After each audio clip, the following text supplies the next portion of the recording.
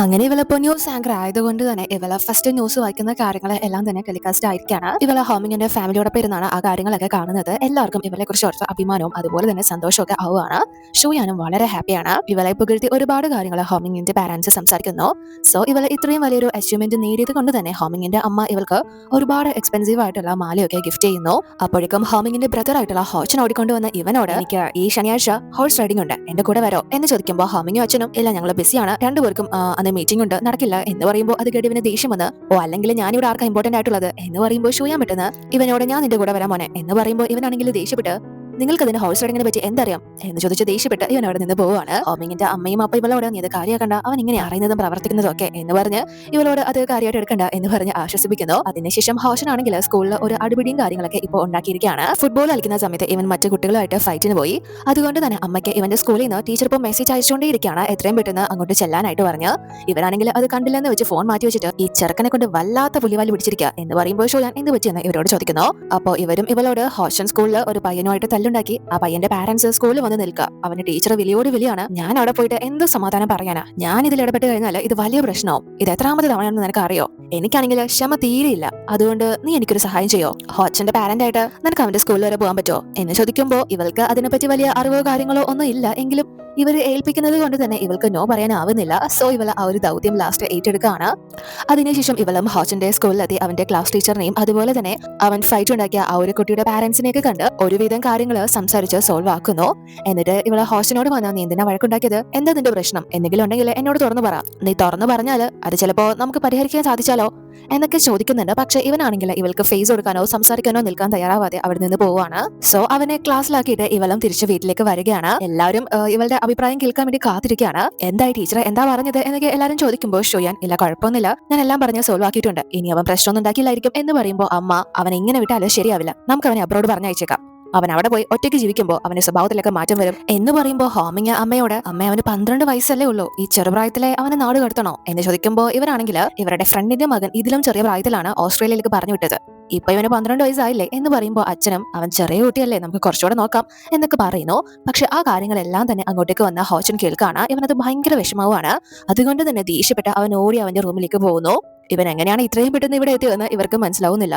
So ഷോയാൻ ഇവരോട് ഞാൻ തന്നെ അവനെ പോയി നോക്കാം, നിങ്ങൾ വറിയതാവണ്ട എന്ന് പറഞ്ഞിട്ട് ഇവന്റെ ആ ഒരു റൂമിലേക്ക് വരുന്നു. എന്നിട്ട് ഇവനോട് സ്കൂൾ ഇതുവരെ കഴിഞ്ഞില്ലല്ലോ എന്ന് ചോദിക്കുമ്പോൾ ഇവൻ ഞാനൊരു കാര്യം ചോദിക്കട്ടെ, നീയാണ് എന്റെ പാരന്റ്സിനോട് പറഞ്ഞ എന്നെ അബ്രോഡ് പറഞ്ഞയക്കാൻ പറഞ്ഞത് എന്ന് ചോദിക്കുമ്പോൾ ഷോയാൻ ഞാൻ എന്തിനാ അങ്ങനെ പറയുന്നത് എന്ന് ചോദിക്കുമ്പോൾ ഇവൻ നീ കൂടുതൽ അഭിനയിക്കുന്നു വേണ്ട, നീ എന്റെ ചേട്ടനെ കൈക്കലാക്കി എന്റെ പാരന്റ്സിനെ കൈക്കലാക്കി, പക്ഷെ എന്നെ നീ ട്രിക്കുകൾ കാണിച്ച് വീഴ്ത്താന്ന് വിചാരിക്കണ്ട, നീ ഇപ്പോ എന്നെ ഇവിടുന്ന് പുറത്താക്കാന്നല്ലേ വിചാരിക്കുന്നത് എന്ന് ചോദിക്കുമ്പോൾ ഷോയാനും അതെ എന്ന് പറയുന്നത് ഇവിടെ ഇവൻ ഷോക്കാവാണ്. സോ ഇവള് നീ പറഞ്ഞത് വളരെ ശരിയാ, എനിക്ക് നിന്നെ ഇവിടെ നിന്ന് പുറത്താക്കണം, എന്നിട്ട് എല്ലാവരെയും എന്റെ ഉള്ളം കയ്യിലാക്കണം, അത് തന്നെയാ എനിക്ക് വേണ്ടത് എന്ന് പറഞ്ഞിട്ട് നിനക്ക് ബുദ്ധി ഉണ്ടെങ്കിൽ അല്പമെങ്കിലും യൂസ് ചെയ്യും, ഞാൻ എന്തിനാ നിന്നെ ഇവിടെ നിന്ന് പുറത്താക്കുന്നത്, എനിക്ക് വേറെ പണിയില്ലേ എന്ന് ചോദിക്കുമ്പോൾ ഇവൻ ദേഷ്യപ്പെട്ട് നീ എന്നെ അബ്രോഡ് പറഞ്ഞയക്കാന്നൊന്നും വിചാരിക്കേണ്ട, ഞാൻ എന്തായാലും പോകാൻ പോകുന്നില്ല, ഞാൻ അവസാനം വരെ ഇതിന് വേണ്ടി ഫൈറ്റ് ചെയ്യും എന്നൊക്കെ പറയുമ്പോൾ ഇവള് നീ എന്തിനാ എന്നോട് ഇങ്ങനെ പെരുമാറുന്നത്, ഞാൻ എന്താ നിന്നോട് ചെയ്തത്, എന്നെ നിന്റെ ബ്രദറാണ് വിവാഹം കഴിച്ചിരിക്കുന്നത്, ഞാൻ നിന്റെ സിസ്റ്റർ ഇൻ ലോ ആണ്, നമ്മളൊക്കെ ഒരു ഫാമിലിയാണ്, നിന്റെ ഫാമിലി എങ്ങനെയാണോ നിന്നെ സ്നേഹിക്കുന്നത് അതുപോലെ തന്നെയാണ് ഞാനും നിന്നെ സ്നേഹിക്കുന്നത്, ഞാൻ നിന്നെ വേദനിപ്പിക്കണമെന്ന് ആഗ്രഹിച്ചിട്ടില്ല, എനിക്കതിന്റെ ആവശ്യമില്ല, എനിക്ക് നിന്നെ അബ്രോഡ് പറഞ്ഞയക്കേണ്ട കാര്യമില്ല എന്ന് പറയുമ്പോൾ ഇവൻ നീ വരുന്നതിന് മുന്നേ എന്റെ ചേട്ടൻ എന്നോടൊപ്പം ഒരുപാട് സമയം സ്പെൻഡ് ചെയ്യായിരുന്നു, നീ വന്നതിന് ശേഷം ഒരു ദിവസം പോലും അവൻ എന്നോടൊപ്പം സമയം സ്പെൻഡ് ചെയ്യാറില്ല എന്നൊക്കെ പറയുമ്പോൾ ഇവൾക്ക് മനസ്സിലാവുന്നുണ്ട് ഇവന്റെ പ്രശ്നം എന്താണെന്ന്.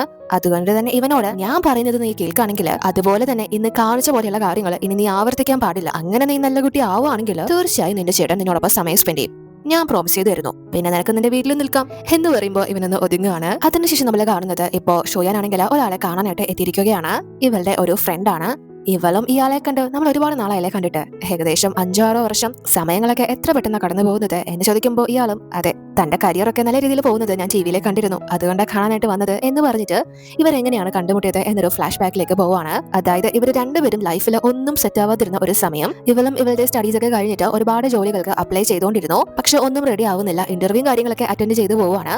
അങ്ങനെ ഒരു ഇന്റർവ്യൂനായിട്ട് ഇവള് ഒരു ലേഡിയെ കാണാൻ വരുന്ന സമയത്ത് ഇയാളും അതേ കഫേയിൽ ഒരു ഇൻവെസ്റ്ററിനെ മീറ്റ് ചെയ്യാനായിട്ട് എത്തിയിരിക്കുകയാണ്. പക്ഷെ ആരും തന്നെ ഇയാൾക്ക് കൈ കൊടുക്കുന്നില്ല, അതും പറഞ്ഞ് ഒഴിവാക്കി വിടാണ്. ഇവര് രണ്ടുപേരും അപ്പുറം ഇപ്പുറമാണ് ഇരിക്കുന്നത്, പക്ഷെ പരസ്പരം കാണുന്നില്ല. അപ്പോൾ ഇവളോടാണെങ്കിൽ ആ ഇന്റർവ്യൂ ചെയ്യാനിരിക്കുന്ന ലേഡി ഇവള് ഫില്ല് ചെയ്ത് കൊടുത്ത ഫോമില് ഇവളുടെ പാരന്റ്സിന്റെ ജോലി വെച്ചിട്ടില്ല. അതുകൊണ്ട് ഇവര് അതെന്താ വെക്കാത്തത് എന്ന് ചോദിക്കുമ്പോൾ അന്നും ഇവള് അവരുമായിട്ട് വലിയ കണക്ഷൻ ഒന്നും ഇല്ലല്ലോ, അതുകൊണ്ട് തന്നെ എന്നെ എന്റെ മുത്തശ്ശിയാണ് വളർത്തിയത്, പാരന്റ്സിന്റെ ജോലിയൊക്കെ നിർബന്ധമാണോ എന്ന് ചോദിക്കുമ്പോൾ ഇവരും അതെ, അത് നിർബന്ധം തന്നെയാണ്, നിങ്ങളുടെ ബാക്ക്ഗ്രൗണ്ട് പോലെ തന്നെ ഫാമിലി ബാക്ക്ഗ്രൗണ്ടും ഈ ഒരു ജോലിക്ക് വളരെ പ്രധാനപ്പെട്ടതാണ് എന്ന് പറയുമ്പോൾ ഇവളുടെ പാരന്റ്സ് ഒരു ബാർബർ ഷോപ്പ് നടത്തി വരികയാണ് എന്ന് പറയുമ്പോൾ അത് കേട്ട് ഈ ലേഡി എങ്കിൽ പിന്നെ ആ ജോലി വെക്കണ്ട, പാരന്റ്സിന് ബിസിനസ് ആണെന്ന് എഴുതിയാൽ മതി, അതവര് ചെക്ക് ചെയ്യാനൊന്നും പോകുന്നില്ല എന്ന് പറയുമ്പോൾ ഇവര് സംസാരിക്കുന്നത് കേട്ട് പുറകിലുണ്ടായിരുന്ന ഇയാളുടെ പേര് ഷാവോ എന്നാണ്.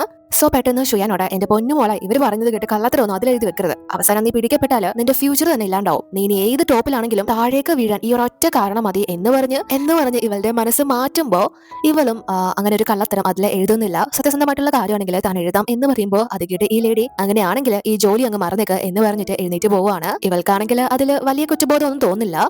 ഇവള് ഒരുപാട് സ്ഥലത്ത് പിന്നും ജോലിക്കായിട്ട് വിളിച്ചു നോക്കുന്നു, പക്ഷെ ആരും തന്നെ ഇവളെ എടുക്കുന്നുണ്ടായിരുന്നില്ല. എക്സ്പീരിയൻസോ കാര്യങ്ങളോ ഒന്നും തന്നെ ഇല്ലല്ലോ. സോ ഇയാള് കാരണമാണല്ലോ ഇപ്പോ ഇവൾക്ക് വന്ന ആ ഒരു ജോലി നഷ്ടമായത്. അതുകൊണ്ട് തന്നെ ഇവളോട് ക്ഷമ ചോദിക്കുമ്പോൾ ഇവളും അതൊന്നും കുഴപ്പമില്ല എന്ന് പറയുമ്പോൾ ഇയാള് എന്റെയും അവസ്ഥ ഇതുപോലൊക്കെ തന്നെയാ, എന്തായാലും നമുക്ക് നല്ലൊരു ഫ്യൂച്ചർ തന്നെ ഈ ഒരു സിറ്റിയിൽ ഉണ്ടാവും എന്ന് വിശ്വസിക്കാം എന്ന് പറഞ്ഞായിരുന്നു ഇവരുടെ ആ ഒരു പരിചയപ്പെടല്. അന്നാണ് ഇവർ ആദ്യമായിട്ടും അവസാനമായിട്ട് കണ്ടിരുന്നത്. അങ്ങനെ ഇവർ കാര്യങ്ങളൊക്കെ സംസാരിച്ച് ഇവളുടെ കാര്യങ്ങളൊക്കെ പറഞ്ഞിട്ട് ഇയാളോട് ഇദ്ദേഹത്തിന്റെ കാര്യങ്ങളൊക്കെ ചോദിക്കുമ്പോൾ ഇദ്ദേഹത്തിന്റെ കമ്പനിയിലോട് ഇവളെ നേരിട്ട് കൂടിക്കൊണ്ട് വന്നിരിക്കുകയാണ്. ഒരിക്കല് ഞാൻ ഒന്നുമില്ലാത്ത അവസ്ഥയിലായിരുന്നെങ്കിൽ ഇപ്പോൾ എന്നെ വിശ്വസിച്ച് ഇൻവെസ്റ്റ് ചെയ്യാനായിട്ട് ഒരുപാട് വ്യക്തികൾ വരുന്നുണ്ട്. എന്റെ കമ്പനി സ്റ്റാർട്ട് ചെയ്തിട്ട് 3 വർഷം ആയോളൂ, പക്ഷെ ഇപ്പോൾ 160-ലേറെ സ്റ്റാഫ് എനിക്കുണ്ട്. അതുപോലെ തന്നെ ഫണ്ടിങ്ങും കാര്യങ്ങളൊക്കെ നല്ല രീതിയിൽ പോകുന്നു, കുറച്ചുകൂടി ഒന്ന് ഡെവലപ്പ് ചെയ്തെടുക്കണം എന്നൊക്കെ പറഞ്ഞ് ഇദ്ദേഹത്തിന്റെ ആ ഒരു സാമ്രാജ്യം കാണിക്കുമ്പോൾ ഇവൾക്കും വലിയ സന്തോഷമാവുകയാണ്. രണ്ടുപേരും ഇപ്പോൾ കരിയറിന്റെ നല്ലൊരു പീക്ക് ലെവലിലാണല്ലോ എത്തിപ്പെട്ടിരിക്കുന്നത്. സോ ഇവളോട് ഇദ്ദേഹം ചെയ്യാനിരിക്കുന്ന ഒരു പുതിയ പ്രോജക്റ്റിന്റെ കാര്യം പറഞ്ഞിട്ട് നിങ്ങൾ ജിന്ദ ഗ്രൂപ്പിന്റെ ഫൗണ്ടർ ആയിട്ടുള്ള മിസ്റ്റർ ഹോമിനെയല്ലേ വിവാഹം കഴിക്കുന്നത്, എനിക്ക് പുള്ളിയായിട്ട് ഒരു ബിസിനസ് ചെയ്യണമെന്നുണ്ട്, പക്ഷെ എങ്ങനെ തുടങ്ങണമെന്ന് അറിയില്ല, പുള്ളിക്കാരൻ ഈ ഒരു പ്രോജക്റ്റിൽ ഇൻവെസ്റ്റ് ചെയ്യുകയാണെങ്കിൽ എനിക്കത് വലിയൊരു ഹെൽപ്പ് ആയിരുന്നു, താനൊന്ന് അതിന് വേണ്ടി റിക്വസ്റ്റ് ചെയ്യാമോ എന്ന് ചോദിക്കുമ്പോൾ ഇവള് എന്റെ ഹസ്ബൻഡിന് ഈ ഒരു ഫീൽഡിൽ വലിയ പരിചയമൊന്നുമില്ല, എന്തായാലും ഞാൻ പറഞ്ഞു നോക്കാം, നിങ്ങളുടെ ഫിനാൻഷ്യൽ റിപ്പോർട്ടും പ്രോജക്റ്റിന്റെ പ്ലാനും കാര്യങ്ങളൊക്കെ റെഡിയാക്കി തന്നാൽ മതി എന്ന് പറയുമ്പോൾ ഇയാളും തീർച്ചയായും ഞാനത് റെഡിയാക്കിയിട്ട് അറിയിക്കാം എന്ന് പറയുന്നു. അപ്പോൾ ഇയാൾക്കാണെങ്കിൽ അർജന്റായിട്ട് ഒരു മീറ്റിംഗും കാര്യങ്ങളൊക്കെ വരുന്നത് കൊണ്ട് തന്നെ ഇവളോട് ഇവിടെ വെയിറ്റ് ചെയ്യാൻ പറഞ്ഞിട്ട് അത് അറ്റൻഡ് ചെയ്യാനായിട്ട് പോകുന്നു. ഇവളും കുഴപ്പമില്ല എന്ന് പറഞ്ഞ് അയാളെ പറഞ്ഞു വിടുകയാണ്. എന്നിട്ട് ഇവളാണെങ്കിൽ അവിടെയുള്ള ഒരു റെസ്റ്റ് റൂമിലേക്ക് വരുന്ന സമയത്ത് ഓൾറെഡി അവിടെ ഒരു റൂമിലുള്ള ഇവിടുത്തെ സ്റ്റാഫ് ഫോണിൽ മറ്റാരോട് സംസാരിക്കുന്നത് ഷോയാൻ കേൾക്കുന്നു. അതായത് അവരെ സംസാരിക്കുന്നത് എടി നീ ഇവിടെ ജോലിക്ക് വരുന്നുണ്ടോ, ഡെയിലി 500 രൂപ വെച്ച് കിട്ടും, ഒരു പണിയുമില്ല, വെറുതെ ഇരുന്നാ മതി, നമ്മൾ ജോലി ചെയ്യുന്നുണ്ടെന്ന് അഭിനയിക്കണം, അത് മാത്രമേ ഉള്ളൂ, അല്ലാതെ ഒരു പണി എടുക്കണ്ട, സുഖ ജീവിതമാണ്, നീ വരുന്നുണ്ടോ എന്ന് ചോദിക്കുമ്പോൾ അത് കേട്ട് ഇവൾക്ക് ഒന്നും മനസ്സിലാവുന്നില്ല. ഇവൾക്ക് ഡൗട്ട് വരികയാണ്. സോ ഇവൾ അത് ക്ലാരിഫൈ ചെയ്യാനായിട്ട് അവിടെ വർക്ക് ചെയ്യുന്ന ഒരു സ്റ്റാഫിനോട്, ഇതൊരു ടെക്നിക്കൽ റിലേറ്റഡ് ആയിട്ടുള്ള ഒരു കമ്പനിയാണ്, സോ അവിടുത്തെ ഒരു സ്റ്റാഫിനോട് ചെന്ന് ആ ഒരു റോബോട്ടിന്റെ പ്രവർത്തനങ്ങളും കാര്യങ്ങളൊക്കെ എങ്ങനെയാണ് എന്ന് ചോദിക്കുമ്പോൾ ആ സ്റ്റാഫ് ആണെങ്കിൽ നല്ലതുപോലെ പരിങ്ങാണ്. അല്ല അത് പിന്നെ എന്ന് പറഞ്ഞ് ഇയാൾക്ക് അതിനെക്കുറിച്ച് ഒന്നും തന്നെ പറയാനാവുന്നില്ല. സോ ഇവളോട് പെട്ടെന്ന് ഞാനിപ്പോ അതിനെക്കുറിച്ച് പറയാൻ വേണം എന്ന് പറഞ്ഞിട്ട് അയാൾ അവിടെ നിന്ന് പെട്ടെന്ന് തന്നെ വലിയാണ്. അത് കണ്ട് ഇവൾക്ക് താൻ കേട്ടതൊക്കെ ശരിയാണ് എന്ന് മനസ്സിലാവുന്നു. സോ ഇവൾ അവിടുത്തെ ഓരോ സ്റ്റാഫിനെയും നിരീക്ഷിക്കുമ്പോൾ അവരെല്ലാരും തന്നെ വെറുതെ കമ്പ്യൂട്ടർ ഓൺ ചെയ്ത് ജോലി ചെയ്യുന്നത് പോലെ അഭിനയിക്കുകയാണ്. അവിടുത്തെ മറ്റൊരു സ്റ്റാഫ് ആണെങ്കിൽ കണക്ഷൻ ഇല്ലാത്ത ഒരു ഫോണിൽ ഏതോ ഒരു കസ്റ്റമറിനോട് സംസാരിക്കുന്ന പോലെ സംസാരിച്ചുകൊണ്ടിരിക്കുകയാണ്. അതും ഷോയാൻ കാണുന്നു. ഇവള് അവിടെയുള്ള ഫയലും കാര്യങ്ങളൊക്കെ നോക്കുന്ന സമയത്ത് അതിലെല്ലാം തന്നെ വെറും പേപ്പറുകൾ മാത്രമാണ് ഉള്ളത്. ഇവള് ഇത്രയും നേരം വിശ്വസിച്ചിരുന്ന നല്ല സ്മൂത്ത് ആയിട്ട് പോകുന്നു എന്ന് വിചാരിച്ചിരുന്ന ഒരു കമ്പനിയെ അല്ല ഇത്. പുറമേ നിന്ന് നോക്കുന്നവർക്ക് ഇത് കമ്പനിയാണ് എന്ന് തോന്നും, പക്ഷെ ഇതൊരു തട്ടിപ്പ് കേന്ദ്രമാണ് എന്ന് ഇവൾക്ക് മനസ്സിലാവുന്നു. അപ്പോൾ ഷാവോ ആണെങ്കിൽ ആ ഒരു മീറ്റിംഗ് കഴിഞ്ഞ് വന്ന ഇവളോട് വീണ്ടും ഇൻവെസ്റ്റ്മെന്റിനെ കുറിച്ച് പറയാനായിട്ട് വരുമ്പോൾ ഇവള് എനിക്ക് കുറച്ച് തിരക്കുണ്ട്, നമുക്ക് പിന്നെ കാണാം എന്ന് പറഞ്ഞിട്ട് അവിടെ നിന്ന് പോവുകയാണ്. ഇയാൾക്കും പെട്ടെന്ന് ഇയാളുടെ കള്ളക്കളിയൊക്കെ അവള് മനസ്സിലാക്കിയിട്ടാണ് പോകുന്നത് എന്ന കാര്യം കൺഫേം ആവുന്നു. ഇയാളെ ശരിക്കും മീറ്റിംഗിനൊന്നും അല്ല പോയിരുന്നത്, അതും ഇവളെ കാണിക്കാൻ വേണ്ടിയിട്ടുള്ള ഒരു നാടകം തന്നെയായിരുന്നു. അതിനുശേഷം ഹോമിംഗ് ആണെങ്കിൽ ഇവളോട് നിന്റെ കസിൻ ഇപ്പോഴും ഇവിടെ തന്നെയാണോ ഉള്ളത്, നമുക്ക് അവളെ വിളിച്ച് ഒരു ദിവസം ഫുഡും കാര്യങ്ങളൊക്കെ കഴിക്കാൻ പോയാലോ എന്ന് ചോദിക്കുമ്പോൾ ഷുയാന് അത് അത്ര ഭംഗിയായിട്ട് തോന്നുന്നില്ല. അതുകൊണ്ട് തന്നെ അവൾക്ക് ജോലിയും കാര്യങ്ങളൊക്കെ കാണും, തിരക്കായിരിക്കും എന്ന് പറയുമ്പോൾ ഹാമിങ് അത് സാരമില്ല, അവളെപ്പോഴാ ഫ്രീ ആവുന്നത് പറഞ്ഞാൽ മതി, നമുക്ക് നമ്മുടെ ഷെഡ്യൂൾ ചേഞ്ച് ചെയ്യാം എന്ന് പറയുമ്പോൾ ഇവൾക്ക് പിന്നെ നോ പറയാനാവുന്നില്ല. സോ ഒരു ദിവസം ഇവളെയും കൂട്ടി ഷുയാൻ ഹോമിങ്ങിന്റെ അടുത്തേക്ക് പോവുകയാണ്. അതിനു മുന്നേ തന്നെ ലിനിനോട് അവന്റെ മുന്നിൽ വെച്ച് ഒന്നും പറയരുത്, അധികം സംസാരിക്കരുത്, വാ തുറക്കരുത്, പൊട്ടത്തരങ്ങൾ പറയരുത് എന്നൊക്കെ പറഞ്ഞു കൊടുത്ത് മനസ്സിലാക്കിയിട്ടാണ് ഹോമിങ്ങിന്റെ മുന്നിലേക്ക് കൂട്ടിക്കൊണ്ട് വരുന്നത്. പക്ഷെ ലിന്നാണെങ്കിൽ അത്യാവശ്യം നല്ല രീതിയിൽ തന്നെ ഹോമിങ്ങിനോട് സംസാരിക്കുന്നു.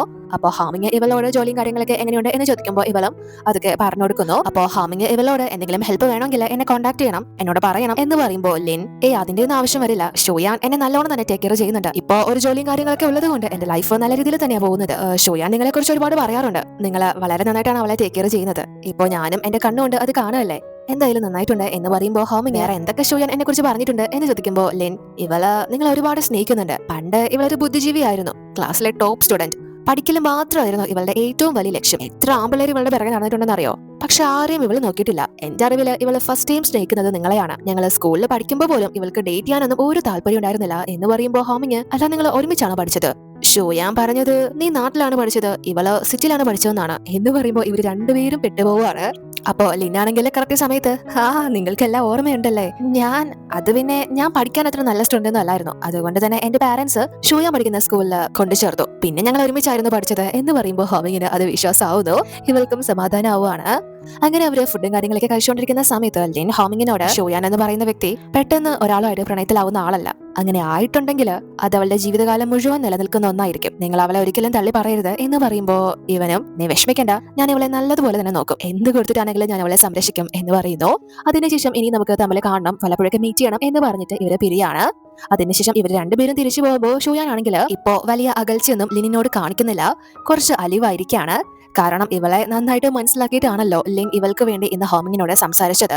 അപ്പോ ലിന്നാണെങ്കിൽ ഇവളോട്, നീ എന്തായാലും നല്ലൊരു സമയം നോക്കി സത്യങ്ങളെല്ലാം അദ്ദേഹത്തിനോട് തുറന്ന് പറഞ്ഞേക്ക്, ഞാൻ മനസ്സിലാക്കിയെടുത്തോളം ഹോമിങ് വളരെ ജെന്യൂൻ ആയിട്ടാണ് നിന്നോട് നിൽക്കുന്നതും നിന്നെ സ്നേഹിക്കുന്നതും, സോ നിങ്ങൾ തമ്മിലുള്ള റിലേഷൻ നല്ല രീതിയിലാണ് പോകുന്നത്, അതുകൊണ്ട് തന്നെ നീ സത്യം തുറന്ന് പറഞ്ഞു കഴിഞ്ഞാൽ നിന്നോട് ക്ഷമിച്ച് നിന്നെ അക്സെപ്റ്റ് ചെയ്യാനുള്ള സാധ്യത കൂടുതലാണ് എന്ന് പറഞ്ഞു കൊടുക്കുമ്പോൾ ഇവളാണെങ്കിൽ കുറച്ച് സാഡ് ആവുകയാണ്. അപ്പോൾ ലിൻ ഇവളോട്, നീ വിഷമിക്കണ്ട, നിന്റെ സീക്രട്ട് ഒന്നും ഞാൻ എന്തായാലും ആരോടും പറയാൻ പോകുന്നില്ല, നിന്നെ പ്രശ്നത്തിലൊന്നും ആക്കില്ല എന്ന് പറയുമ്പോൾ ഷൂയാൻ താങ്ക്സ് പറയുന്നു.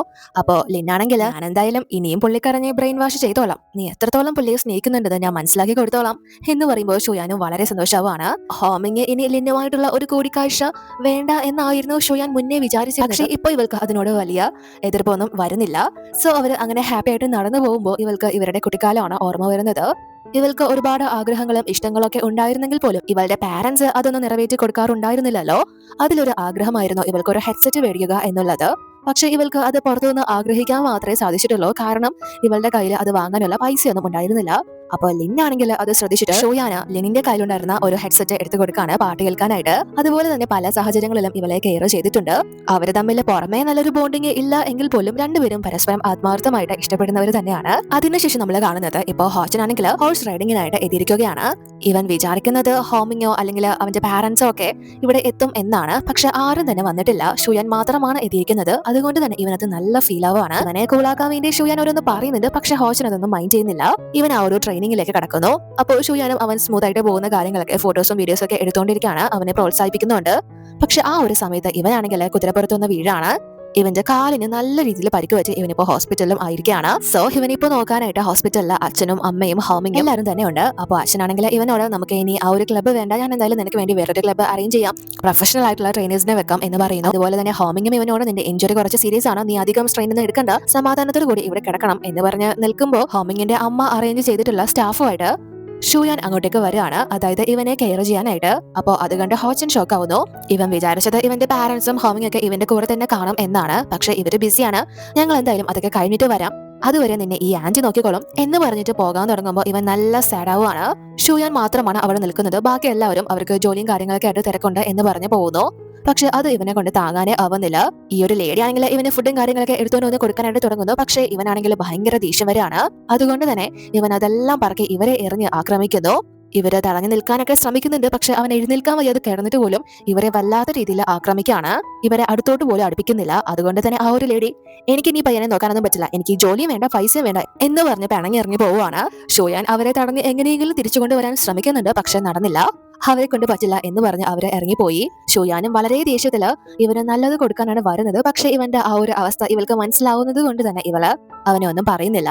അവൻ തറയിൽ വാരി എറിഞ്ഞ ഫ്രൂട്ട്സും കാര്യങ്ങളൊക്കെ ഇവള് തന്നെ വന്ന് പറക്കുന്നു. അപ്പൊ ഇവനാണെങ്കിൽ, എനിക്ക് നിന്നെയും കാണണ്ട, നീ ഇവിടെ നിന്ന് ഇറങ്ങിപ്പോക്കോ എന്ന് പറയുമ്പോൾ ഇവള്, എനിക്ക് മനസ്സില്ല എന്ന് പറയാണ്. അപ്പൊ ഇവനാണെങ്കിൽ വീണ്ടും ഇവളോട് ദേഷ്യം കാണിക്കുമ്പോൾ ഇവള്, നിനക്ക് പറ്റുമെങ്കിൽ നീ എന്നെ ഇവിടെ നിന്ന് പുറത്താക്കിക്കോ, നീ എന്നെ ചവിട്ടി ഇറക്കിക്കോ, അല്ലാത്ത പക്ഷെ ഞാൻ ഇവിടെ നിന്ന് പോകാൻ പോകുന്നില്ല എന്ന് പറഞ്ഞ് ഇവനെ ഇതാക്കുമ്പോൾ ഇവൻ ഇവളെ ചവിട്ടാനായിട്ട് വരുന്നുണ്ട്, പക്ഷെ കാല് അനക്കാൻ പറ്റുന്നില്ല, നല്ലതുപോലെ വേദനിക്കാണ്. അതുകൊണ്ട് തന്നെ ഇവള്, എന്താ നിനക്ക് വേദനിക്കുന്നുണ്ടോ? ഞാനൊരു കാര്യം പറഞ്ഞേക്കാം, മര്യാദയ്ക്ക് അടങ്ങി ഒതുങ്ങി ഈ ബെഡിൽ കിടന്നോ, 4 ആഴ്ച നിന്റെ അച്ഛനും അമ്മയും എന്നെയാണ് നിന്നെ നോക്കാൻ ഏൽപ്പിച്ചിരിക്കുന്നത്, അതുകൊണ്ട് നീ ഇവിടെ മര്യാദയ്ക്ക് കിടന്നോ, അല്ലാത്ത പക്ഷം നീ ഒരുപാട് അനുഭവിക്കേണ്ടി വരും എന്ന് പറഞ്ഞ് ഇവള് തറയിൽ കിടന്ന ആ ഒരു ഫ്രൂട്ട്സ് എടുത്ത് ഇവനെ കാണിക്കുകയാണ്. അപ്പോ ഇവനും ഇവളോട്, ഓ ശരി, നീ ഇവിടെ നിൽക്കുന്ന സ്ഥിതിക്ക് ആയിക്കോട്ടെ, എനിക്കിപ്പോ കുറച്ച് ഫ്രൂട്ട്സ് വേണം, എടുത്തുക എന്ന് പറയുമ്പോൾ ഇവള്, ഫ്രൂട്ട്സ് നിന്റെ അടുത്തല്ലേ ഇരിക്കുന്നത്, വേണമെങ്കിൽ എടുത്തു തിന്ന് എന്ന് പറയുമ്പോൾ ഇവൻ വീണ്ടും, എനിക്ക് വെള്ളം വേണം എന്ന് പറഞ്ഞ് നിർബന്ധം പിടിക്കാണ്. അതായത് ഇവളെ ബുദ്ധിമുട്ടിക്കുക എന്നുള്ളതാണ് ഇവന്റെ ലക്ഷ്യം. ഇവളും അത് മനസ്സിലാക്കി തന്നെ ഇവനുള്ള വെള്ളം എടുത്തുകൊണ്ട് വന്ന് കൊടുക്കുന്നു. പക്ഷെ ഇവനപ്പോ, ഇത് ഭയങ്കര തണുപ്പാണല്ലോ, എനിക്ക് ചൂടുവെള്ളം വേണം എന്ന് പറയുമ്പോൾ ഇവൾക്ക് ദേഷ്യം വന്ന്, വേണമെങ്കിൽ എടുത്ത് കുടിച്ചാൽ മതി എന്ന് പറഞ്ഞിട്ട് പോകാൻ തുടങ്ങുമ്പോൾ ഇവൻ വീണ്ടും ഇവന് ഫുഡ് വേണം എന്ന് പറയുന്നു. അപ്പൊ ഇവളും അവിടെ ഉണ്ടായിരുന്ന ഫുഡ് എടുത്ത് ഇവന് കൊണ്ടുവന്ന് കൊടുക്കുന്നു.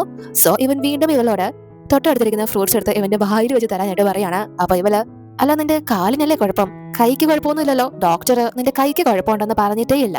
വേണമെങ്കിൽ എടുത്ത് തിന്ന് എന്ന് പറഞ്ഞു പോകാൻ തുടങ്ങുമ്പോ ഇവൻ ഹോമിങ് ഇവിടെ ഉണ്ടായിരുന്നപ്പോ നീ എന്നെ നല്ലതുപോലെ ട്രീറ്റ് ചെയ്തു. അവൻ പോയി കഴിഞ്ഞപ്പോ നീ എന്നെ പട്ടിണി കിട്ടി കൊല്ലാൻ നോക്കാണല്ലേ എന്ന് ചോദിക്കുമ്പോ ഇവള് ഹോമിങ് ഇവിടെ ഉണ്ടായിരുന്നപ്പോ നീ ഒരു നല്ല മാലാക കുട്ടി ആയിരുന്നല്ലോ. ഇവിടെ നിന്ന് ഹോമിങ്ങും ബാലൻസും പോയി കഴിഞ്ഞപ്പോ നീ എന്നെ ഹറാസ് ചെയ്യാൻ ശ്രമിക്കല്ലേ എന്ന് ചോദിക്കുമ്പോ ഇവൻ ഞാൻ വയ്യാത്ത കുട്ടിയാണ്, ഞാനൊരു കൊച്ചു പയ്യനാണ്, നീ എന്നെ ഉപദ്രവിക്കുകയാണെങ്കിൽ എന്റെ അമ്മ നിനക്ക് എന്തായാലും പണി തരും എന്ന് പറയുമ്പോ ഇവള് ശരി ആയിക്കോട്ടെ എന്ന് പറഞ്ഞ് ഇവന്റെ മുന്നിലുണ്ടായിരുന്ന ഫുഡ് എടുത്ത് മാറ്റുന്നു. നീ ഇന്ന് ഫുഡ് കഴിക്കണ്ട എന്ന് പറഞ്ഞ് അപ്പൊ ഇവനാണെങ്കിൽ പെട്ടെന്ന് വയറുവേദന പോലെ കാണിക്കുന്നു. അപ്പൊ ഇവള് നീ അഭിനയിക്കല്ലേ എന്ന് പറയുമ്പോ ഇവൻ ശരിക്കും എനിക്ക് വയ്യ എന്ന് പറയുമ്പോ ഇവള് എന്താ പറ്റിയത്, ഡോക്ടറെ വിളിക്കണോ, ഞാൻ പോയിട്ട് വരാം എന്ന് പറഞ്ഞ് പോകാൻ തുടങ്ങുമ്പോ ഇവൻ ഒന്ന് നിക്ക്, എനിക്കിപ്പോ ബാത്റൂമിൽ പോകണം എന്ന് പറയുമ്പോ ഇവള് എങ്കിൽ പിന്നെ നിനക്ക് പറഞ്ഞാ പോരെ, എന്തിനാ ഇങ്ങനെ ആക്ട് ചെയ്യുന്നത് എന്ന് ചോദിച്ച് അതിനുള്ള സാധനം എടുത്ത് കൊടുക്കുന്നു. അപ്പൊ ഇവളാണെങ്കിൽ ഇവനോട് ഹെൽപ്പ് വല്ലതും വേണോ എന്ന് ചോദിക്കുമ്പോ ഇവൻ ദേഷ്യപ്പെട്ട് ഇവനോട് തിരിഞ്ഞു നിൽക്കാനായിട്ട് പറയാണ്. ഇവളും തിരിഞ്ഞു നിൽക്കുന്നു. അതോടുകൂടി ഈ എപ്പിസോഡ് അവസാനിക്കുന്നു. അടുത്ത വീഡിയോയിൽ കാണാം.